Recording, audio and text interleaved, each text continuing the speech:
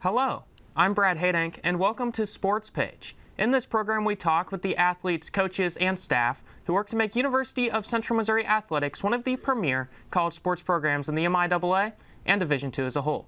This is Sportspage.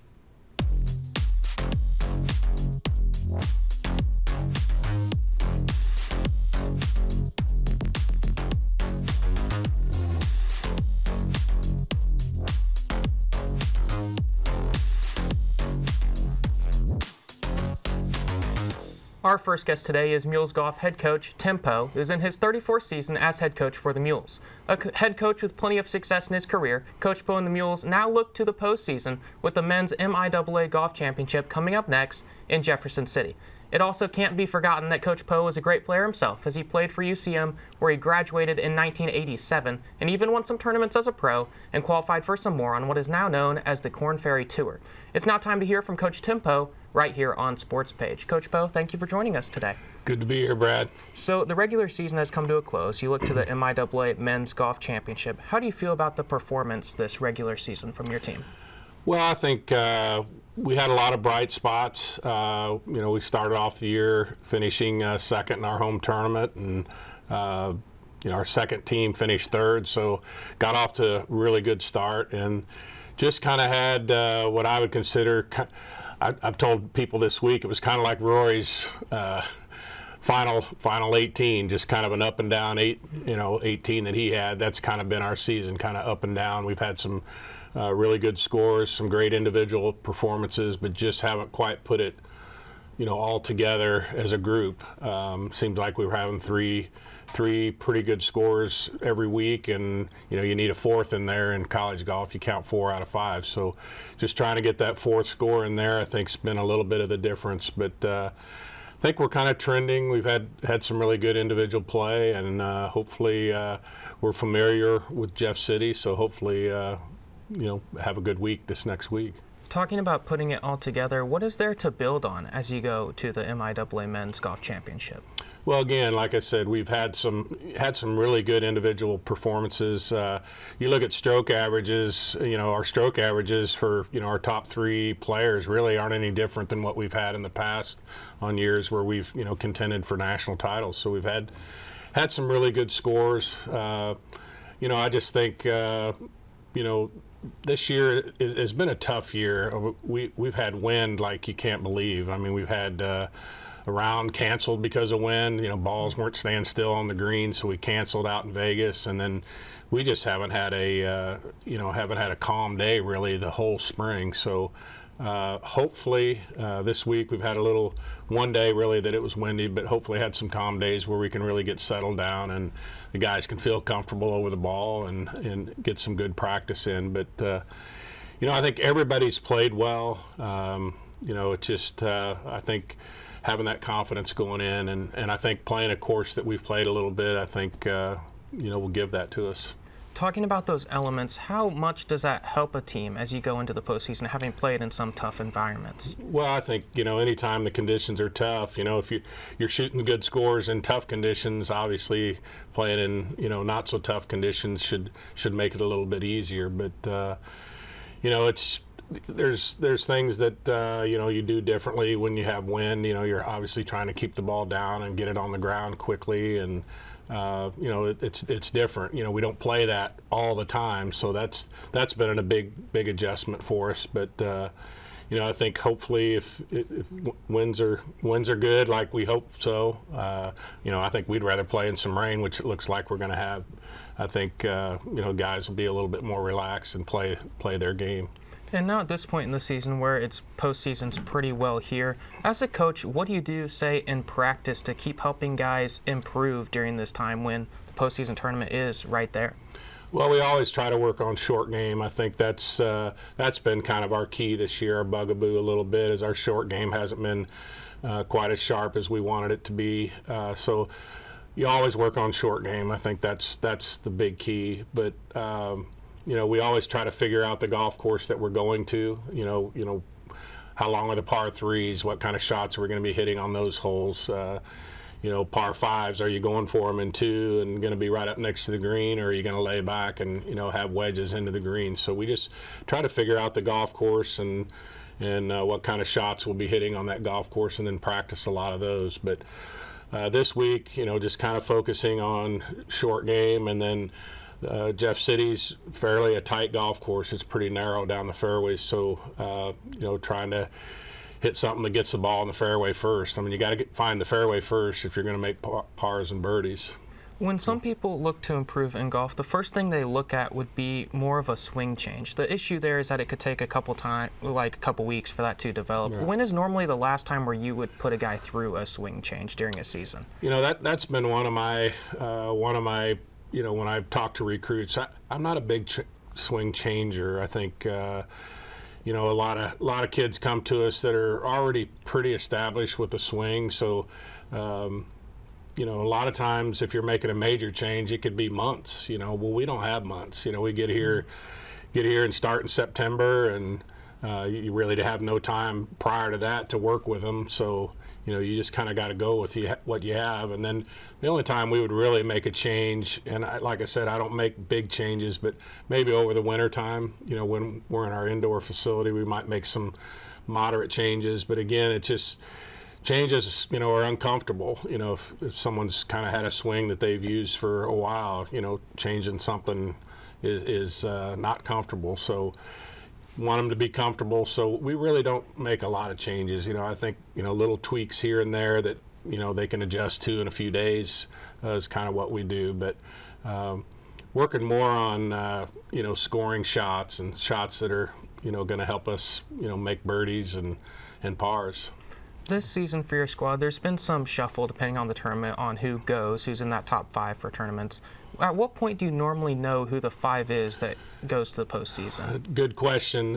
This year's been a little different. I mean, we've we started off, really mid-fall last year. We had one of our better players get hurt, so that kind of got us down into our lineup a little deeper. So we've had a little bit of an experience, in our top 5. So we have really shuffled around. We've had 3 guys have kind of rotated in that 4, 5, 6, 7 spot. So, really just normally this time of year I've kind of been set on my lineup. You've only had maybe 5, maybe 6 guys that have been playing. This year we've had 7.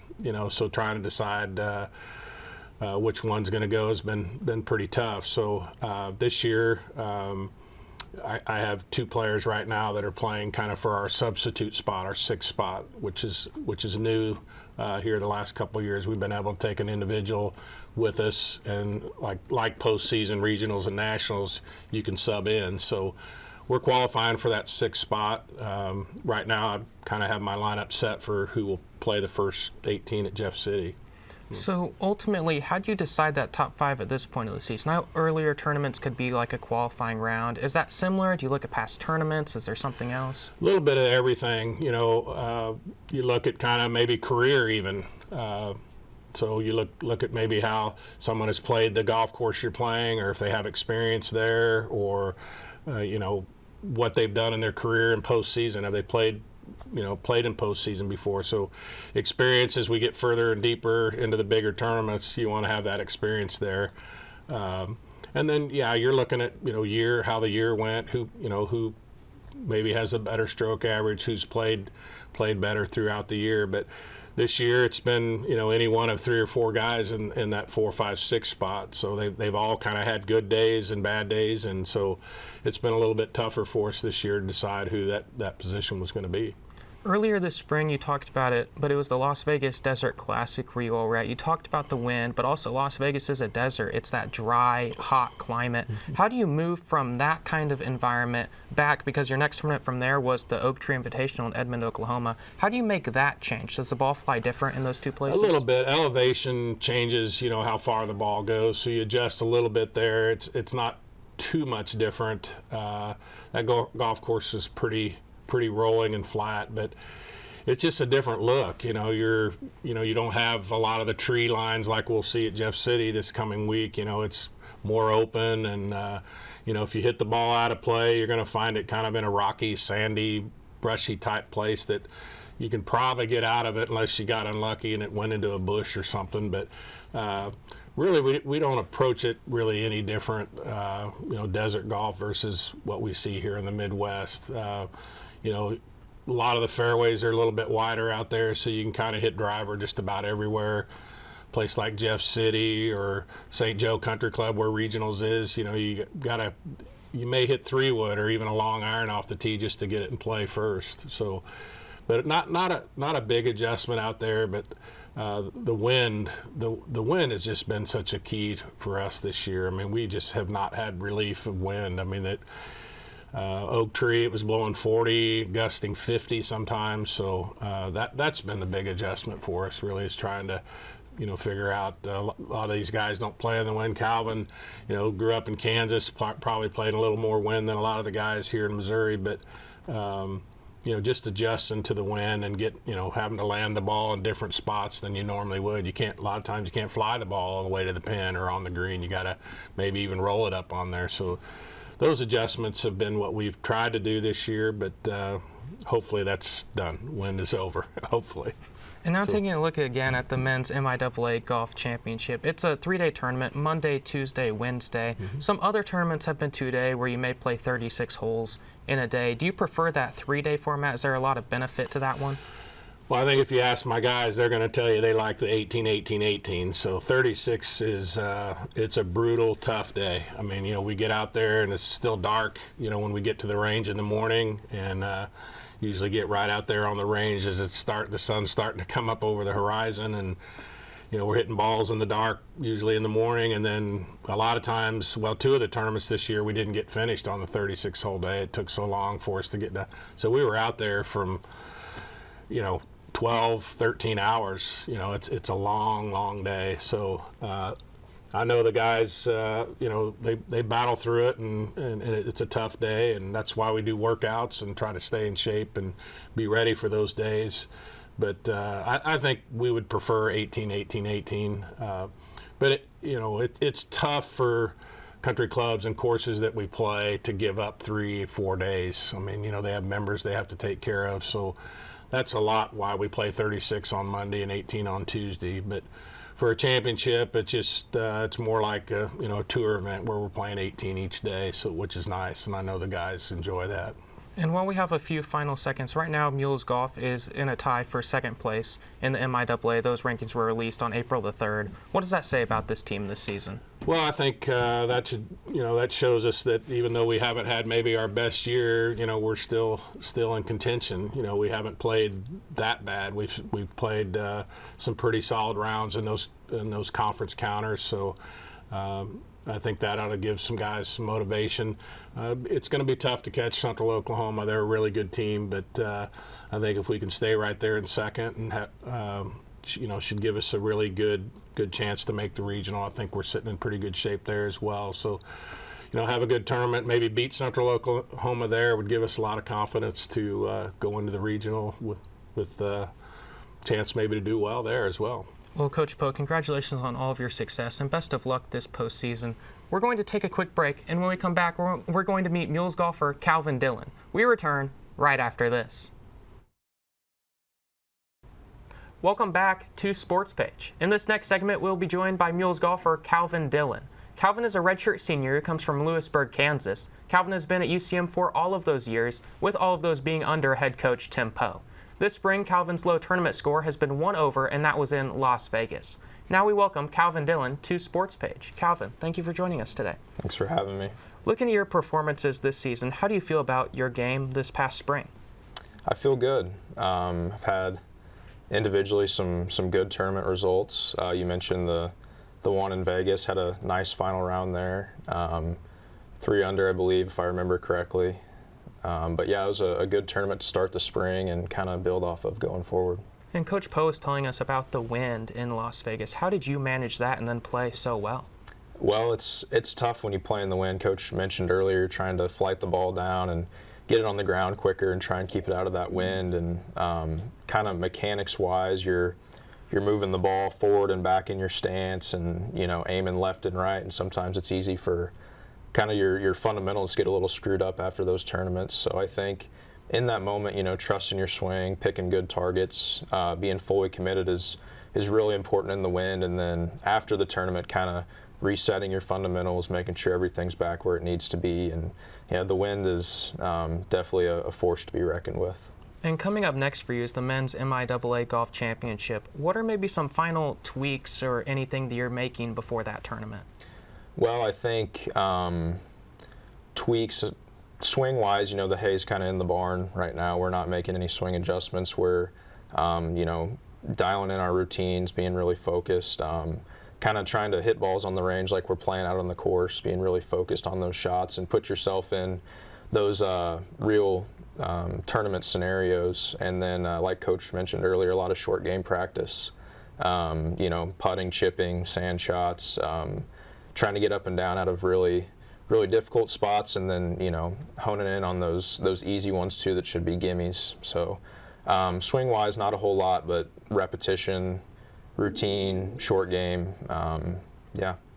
Looking at that tournament again, those in Las Vegas earlier this year, maybe looking outside of the golf, was there any fun experiences that your team got to do in Las Vegas? Yeah, so we visited the Hoover Dam this year, and we visited it 2 years ago as well, but a few of the younger guys on the team weren't with us back then, so that was a cool experience to see that. It's just really grand out there, the amount of concrete they had to pour to build that thing is truly incredible, and it's really pretty, that water there and that canyon. Yeah, that was awesome. We had a contest to see who could throw rocks the farthest, not off the dam, but kind of up the road a little bit. So that's a memory I'll cherish forever. Just having fun with your teammates and coach, and Jess was there with us too, our assistant. So yeah, that's a memory I'll take with me. How did you fare in the rock throw? Were you the big winner? No, I was not the big winner. Oh. Nick Fallon, he's a former baseball player. He slung one out there pretty good. So now looking at Las Vegas, then you moved to Edmond, Oklahoma. In an environment like Las Vegas, I asked Coach Poe about this, but from your perspective as the guy hitting the golf ball, did you see a lot of changes in how the ball was flying in a hot, dry, elevated environment? Yeah, I would say it definitely flew a little further out there in Vegas in elevation, but not a whole lot to, it's 4 or 5 yards on a 200-yard shot. So, 4 or 5 yards that could be affected by, how you hit the golf ball, your lie, the wind. I mean, in the grand scheme of things, 4 or 5 yards isn't a whole lot. I'd say the grass was kind of a bigger factor going from Vegas to Edmond. Out in Vegas, it was still firm and fast, but Oak Tree was a different kind of firm and fast. Like, I don't think I've ever played before. It was borderline like concrete out there. You can't really get under anything. You have to hit ball first. And it was really windy as well, so it's hard to control the ball. You want to get it on the ground, but when it's so firm and fast like that, it can get away from you on the ground as well. So I'd say that was the biggest adjustment going from Vegas to Oak Tree was the firm fairways. And talking about some of those tournaments, and some of them you'll play 36 holes in a day. How do you manage such a long day? Yeah, it's long for sure. I think just reminding yourself that day is temporary, and it's tough in the it's tough in the second 18, but it's tough for everybody. And if you can grind through that second 18 holes, it's a really good opportunity to pick up some shots on the field. And I think eating is a big part of that process. Not having a full meal in there to like completely get your body reset, and trying to consistently snack is a big part of that day. So you're talking about eating those snacks. Where do those come from? How do you keep getting food throughout a day like that? Yeah, so towards the beginning, I like to load up my bag with, a handful of things, a Gatorade, water, a handful of snacks. And then Coach wheels around on the course on his golf cart. He's got a cooler back there with waters and Gatorades and a tub full of snacks, anywhere from, peanut butter crackers to Jess, our assistant, actually made some peanut butter jelly sandwiches this spring, which was a nice touch. I really enjoyed that. So yeah, just seeing Coach periodically throughout the round and making sure you're stocked up is really important. And a lot of these tournaments will have an early start. With that early start, how much before the round will you normally get there to prepare to warm up? I would say Coach and Mules Golf, we have a pretty rich tradition of being first to the course. We like to be there early, just so you can get a good range spot, get down to breakfast early so you make sure you get food. A lot of times, you know, these hotels, we have 6, 7, 8 teams in there with 5 a guy, so everyone rushing to breakfast at once makes it hard for everyone to, you know, get what they need for breakfast. So being down there first, I would say if we tee off at 8 o'clock, we like to be at the course an hour, maybe even more early. So we just go down from there, 6:45, and then 30 minutes for breakfast, 6:15, and 30 minutes to get up and get around. So we like to set our alarms for 5:45 for a 8 o'clock shotgun. So you're talking about stuffing your bag with food a little bit earlier. Looking at other things in your bag, like the golf ball. What is your golf ball of choice and why? I personally play a Titleist Pro V1. For me, it is soft around the greens and also gives me some distance off the tee. A lot of my teammates play Pro V1Xs, which is a little longer off the tee and then I think a little less spin around the greens. And then Andrew actually has been playing, it's called a Pro V1 Left Dash, and it's even lower spin, so it flies a little further and it's better for those higher swing speed guys. But really, I mean, the Callaway Super Soft, that's a phenomenal golf ball. I mean, that's what I thought. Yeah, it's you know, I've heard some real good players play that ball. All right, I appreciate that. So looking at other things in your bag, maybe golf clubs, what do you have in the bag? So I play Strixon irons. I got into those 2.5, 3 years ago. ZX7s to be specific, and then I have Titleist 3-wood and driver and a TaylorMade 2-iron. So I'm kind of all over the spectrum there. And I think as far as equipment, it's important to, you know, feel what you feel comfortable in and enjoy, and maybe not, you know, stick to the pride of having blade irons, which, you know, not even the tour guys can hit consistently. So I think, you know, those Strixon irons, they might be a little unconventional, but they fit my game really nicely. And now looking ahead to the men's MIAA Golf Championship, it is a 3-day event, Monday, Tuesday, Wednesday. Coach Poe said we thought your answer to this might be in our first segment, but do you prefer that as opposed to a 2-day event? I think my body wants to tell me yes, I prefer it, but like I said earlier, those 36 hole days, it's a great opportunity to pick up some shots on the field, and I think historically the Mules, our team, that second round on the first day is one that we play well in, and like Coach mentioned, I think that's thanks to the conditioning we do. Grace Womack, our trainer, she does a great job getting us into shape. So I think, yes, I would prefer the 18-hole rounds. It feels like an elevated event, very professional. You know, conference, postseason tournament. It feels very elevated. But those 36-hole days they're tough, but they're a good opportunity to catch up some shots. You just mentioned conditioning. What does conditioning look like for a golfer? Yeah, so it's kind of a mix of strength and speed. You know, we're not like the football guys in there trying to move as much weight as possible. We're trying to move lightweight fast.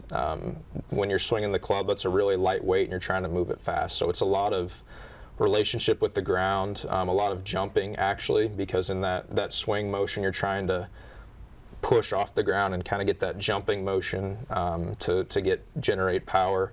So a lot of vertical jumps, a lot of like deadlifts, hex bar deadlifts, a lot of squats, a lot of moving lightweight fast. Here at Central Missouri, especially for the men's golf program, the standard is very high. How have you continued to live up to that standard throughout a 5-year career? That's a good question. I think when you walk around our new locker room and you walk around the indoor facility, Coach has a lot of memorabilia up there that reminds you of the greatness that came before you.